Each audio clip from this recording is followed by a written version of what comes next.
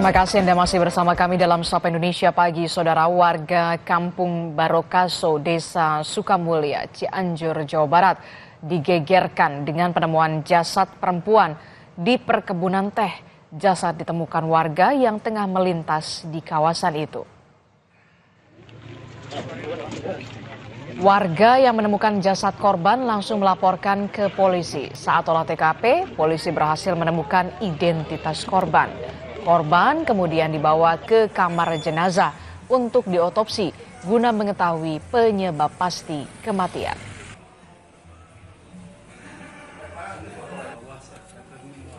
Saat TKP itu ada temukan KTP. Dugaan sementara kemarin ada tanda-tanda kekerasan tersebut ya? Sementara ini masih pendalaman dan masih pemeriksaan oleh pihak rumah sakit Cianjur. Kita beralih ke sorotan lain, Saudara. Isak tangis mengiringi kedatangan jenazah pramugari Oshima Yukari di Kendal, Jawa Tengah. Jenazah dimakamkan pada Minggu pagi di pemakaman umum desa setempat. Tangis keluarga dan kerabat Oshima Yukari pecah begitu tiba di rumah duka di Kecamatan Patebon, Kendal, Jawa Tengah. Keluarga tidak menyangka keponakan dan kerabat dekat dan merawatnya sejak kecil meninggal dalam kebakaran di Glodok Plaza. Menurut Edi Sunarso, ayah Oshima menyampaikan jenazah Oshima Yukari tiba di rumah duka pada Minggu pagi setelah menempuh perjalanan lebih dari 6 jam dari Rumah Sakit Kramat Jati Polri Jakarta.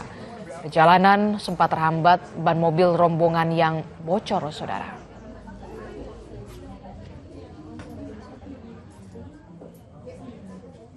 Kita beralih ke informasi lain. Seorang pelaku yang diduga membunuh dan memutilasi perempuan yang jasadnya ditemukan ke dalam koper berhasil ditangkap polisi. Motif pembunuhan hingga kini masih diselidiki. Polisi menangkap pria terduga pelaku mutilasi seorang perempuan yang jasadnya dimasukkan ke dalam koper dan ditemukan di wilayah Ngawi, Jawa Timur. Terduga pelaku yang belum diketahui identitas lengkapnya tersebut dibawa ke Polda Jawa Timur pada Minggu malam guna dilakukan penyidikan.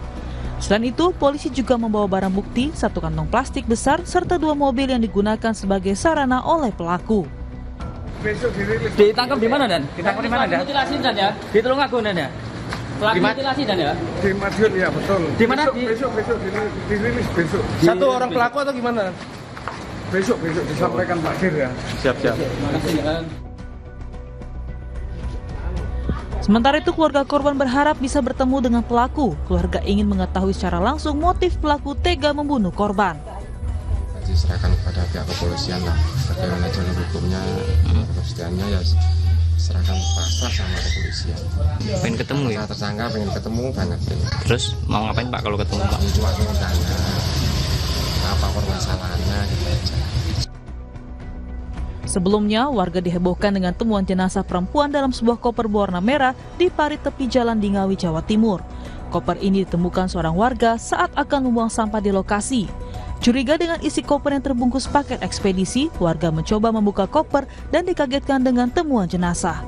Warga pun langsung melapor ke polisi. Tim Liputan, Kompas TV. Dan untuk membahas lebih lengkap terkait dengan kasus mutilasi seorang perempuan yang jasadnya dimasukkan ke dalam koper, kita akan tanyakan kepada psikolog forensik Reza Indragiri Amril. Selamat pagi, Assalamualaikum Bung Reza Indragiri. Waalaikumsalam, selamat pagi. Ya, Bung Reza, ini kan kita kembali dikejutkan lagi soal kasus mutilasi terhadap seorang korban yang masih kemudian jasadnya ditemukan di dalam sebuah koper dan ternyata dimutilasi. Jadi saya ingin tanya, sebenarnya apa saja faktor kemudian pelaku ini tega atau secara sadis melakukan pembunuhan disertai dengan mutilasi ini, apa saja faktornya sebenarnya? Memang masih banyak ya kalangan yang salah kaprah menganggap bahwa betapapun mutilasi itu adalah sadis, kejam dan sejenisnya, tapi anggap bahwa pokok persoalannya ada pada mutilasi. Padahal saya berkeyakinan bahwa tidak akan ada mutilasi kalau tidak ada pembunuhan, sehingga perlu diluruskan persepsi publik bahwa pokok persoalannya bukan pada mutilasi. Hingga pertanyaan yang muncul bukan bagaimana mencegah mutilasi, bukan, tapi karena pokok persoalannya ada pada pembunuhan, maka pertanyaan yang harus kita ajukan adalah bagaimana mencegah adanya pembunuhan. Namun kembali ke pokok persoalan, apa yang menyebabkan kenapa kemudian seseorang sampai hati melakukan mutilasi? Saya menangkap ada sebuah pola. Bahwa maaf, ini mudah-mudahan tidak menjadi pembelajaran keliru bagi pemirsa Kompas TV. Tetapi saya melihat ketika ada kasus pembunuhan, kemudian ada mutilasi, tubuh korban ternyata coba dibuang dengan menggunakan koper. Pola semacam ini berulang kali pada waktu-waktu belakangan ini saya bahas termasuk di Kompas TV.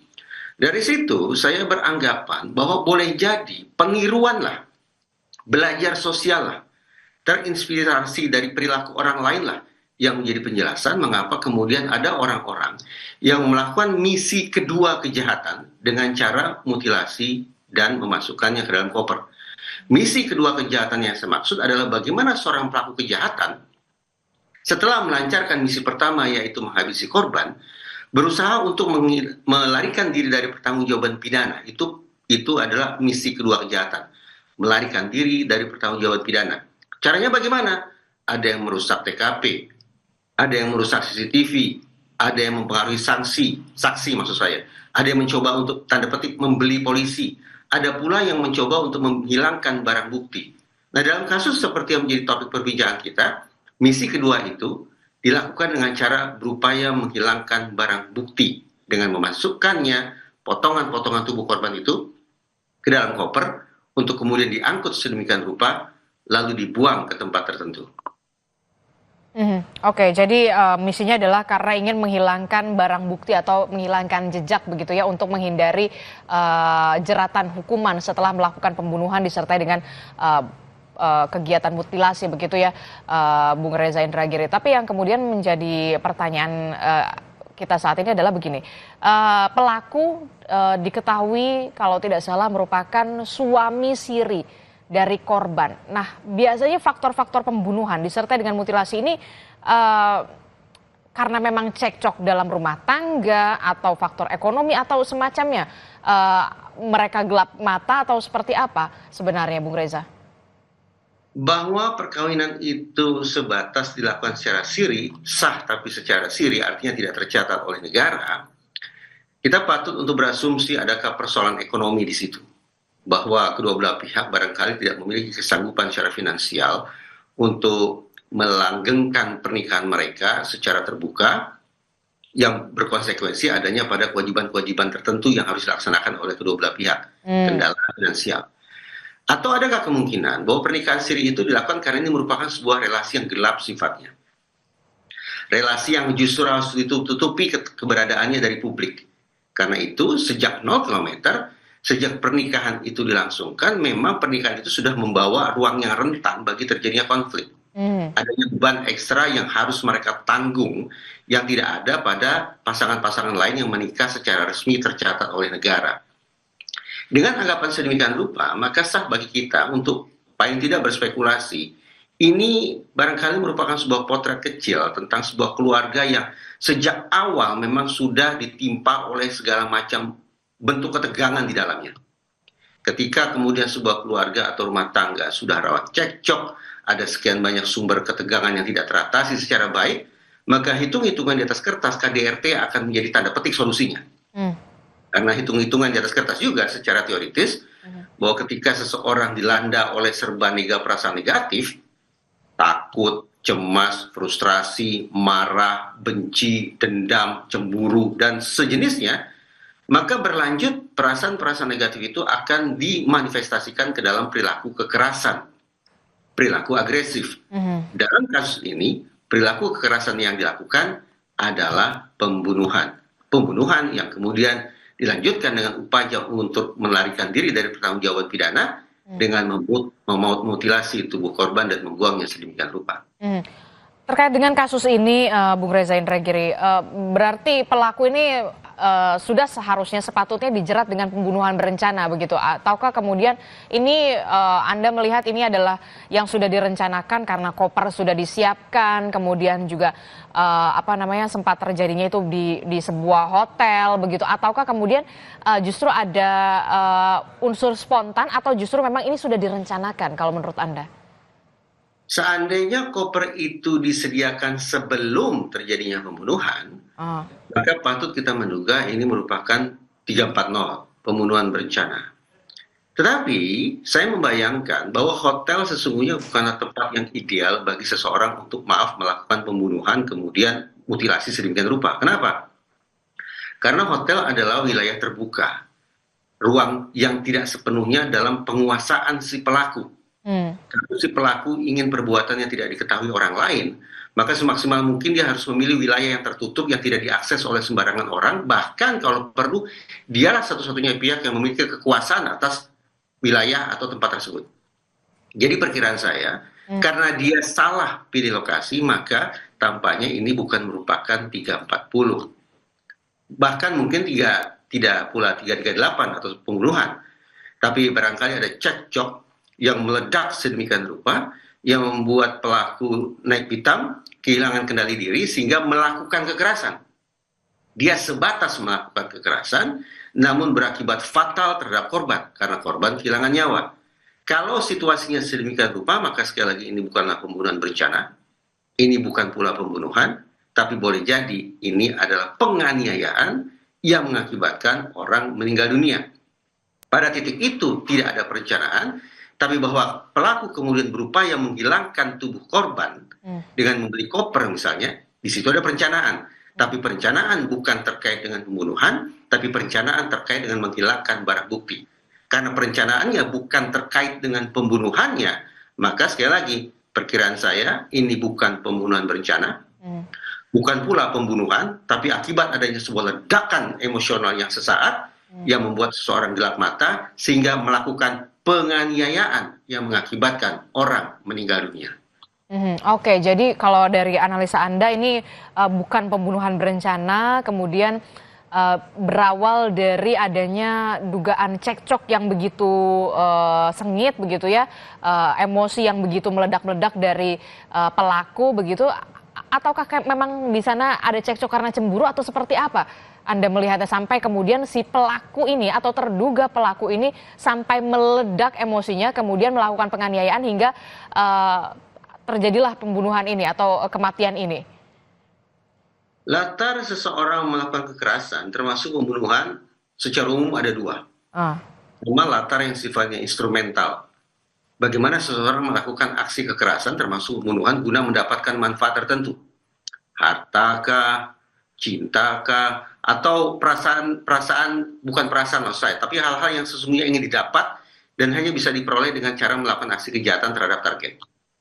Atau latar yang kedua, yaitu latar emosional yang bersangkut paut dengan perasaan negatif yang tadi saya sebutkan. Nah, perkiraan saya, kenapa seseorang bisa sampai gelap mata sehingga yang awalnya adalah orang biasa-biasa saja, tapi kemudian seketika berubah menjadi monster, pembunuh berdarah dingin. Perkiraan saya ini lebih dikarenakan adanya latar emosional. Mungkin ada perbincangan yang menyakitkan hati si pelaku, ada tindak tanduk yang membuat pelaku tersinggung sedemikian rupa, sehingga dia yang sekali lagi adalah orang biasa, bahkan berstatus sebagai suami, tapi justru dalam waktu sangat singkat beralih paras menjadi pembunuh terhadap istrinya sendiri. Perkiraan saya ini adalah agresi emosional, ini adalah pembunuhan yang dilatar belakangi oleh ketersinggungan, amarah, ataupun perasaan negatif lainnya yang saat itu muncul pada waktu itu di situ.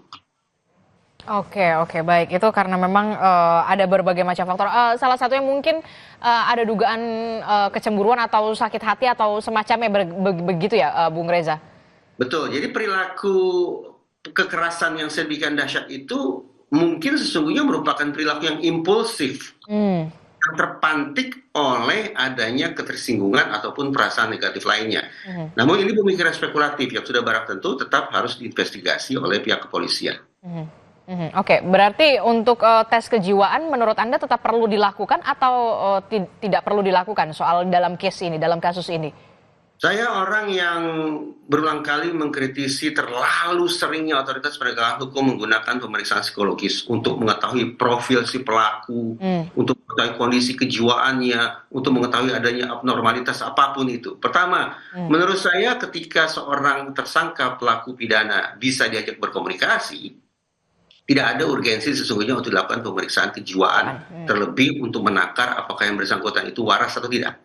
Yang kedua, ketika seorang tersangka pelaku kejahatan diperiksa secara psikologis, coba dicari tahu kepribadiannya, profil psikologisnya seperti apa, kendati beraroma Hollywood dan kesannya dramatis, tapi saya khawatir bahwa pendekatan semacam itu justru sengaja tidak sengaja membuka adanya aib-aib, membuka adanya sisi-sisi gelap, membuka adanya tanda-tanda kepribadian yang tidak wajar pada diri si pelaku. Kalau hal-hal sedemikian rupa terungkap, kemudian diketahui oleh si tersangka dan mungkin penasihat hukumnya, maka tidak tertutup kemungkinan justru narasi yang negatif sedemikian rupa akan dimanfaatkan sebagai salah satu alat untuk pembelaan diri. Yang menjadi sangat ironis bahwa ternyata instrumen atau alat bagi seorang pelaku kejahatan untuk membebaskan diri atau meringankan pertanggungjawaban pidananya, justru alat untuk itu, modal untuk itu dihadirkan oleh penyidik sendiri.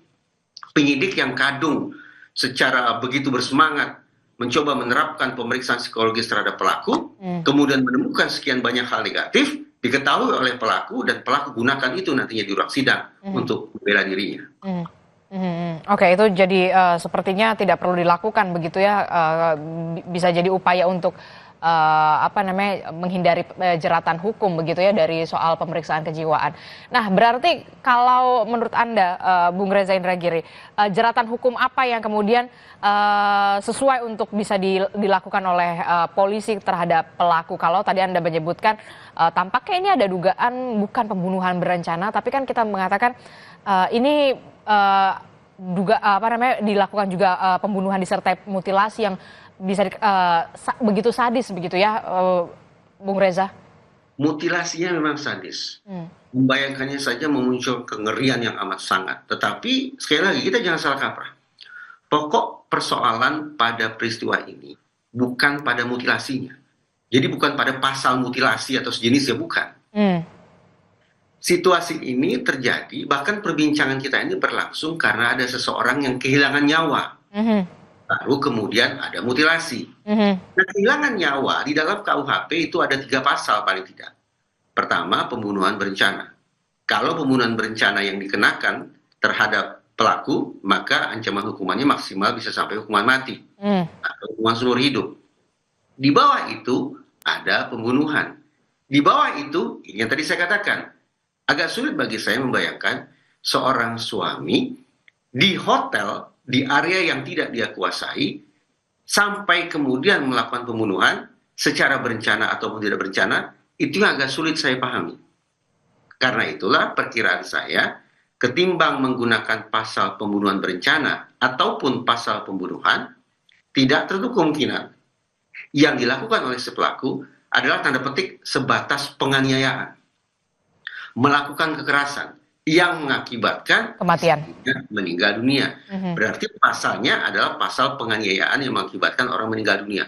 Relatif ringan, belasan tahun saja. Oke, baik. Nanti kita akan tunggu bagaimana pernyataan resmi dari pihak kepolisian terkait dengan perkembangan kasus ini, termasuk juga soal jeratan hukum yang nantinya akan dijerat oleh polisi kepada pelaku. Terima kasih Bung Reza Indragiri telah bergabung bersama kami. Sehat selalu dan selamat pagi. Selamat pagi. Saudara, informasi lainnya masih akan kami hadirkan usai jeda di Sapa Indonesia Pagi. Jadi tetaplah bersama kami.